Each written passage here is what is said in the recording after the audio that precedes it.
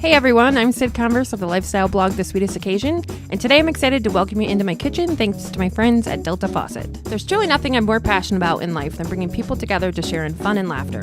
So today I'm sharing a trio of seriously delicious fondue sauces that will make your next party really special. I always love serving great appetizers when I'm entertaining because people just love finger foods. There's something about snacking while you're sipping a great cocktail and mingling with friends that just makes people happy. I dare say most people probably love appetizers even more than the main course. So there's definitely incentive in making sure your appetizer spread is on point. So today we're talking fondue. I'm going to share 3 really tasty and super simple sauces, and you'll be able to find all the recipe details at thesweetestoccasion.com. First up, a beer and cheddar fondue. This fondue is essentially just what it sounds like. Lots of shredded cheddar, a bit of good mustard and beer, with a touch of garlic and shallots for good measure. A lot of people wonder if you have to make a roux when you're making cheese fondue, and in short, you really don't.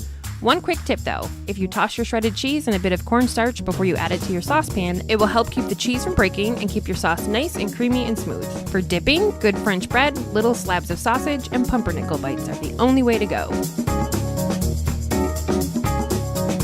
Next, let's make pizza fondue.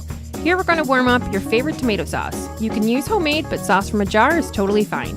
Heat it over the stove with cream cheese and mozzarella until everything is creamy and cheesy. We're serving this one up alongside thick slices of pepperoni and a good crusty bread. This one will definitely be a hit with the kids too. Finally, a cheesy spinach fondue made with white wine. In your saucepan, combine your cheeses and let them get melty and creamy before adding in the spinach.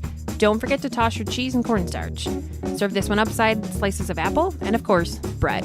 It's so good. To serve your fondues, pretty crocks or bowls arranged on a large cutting board or platter do the job nicely.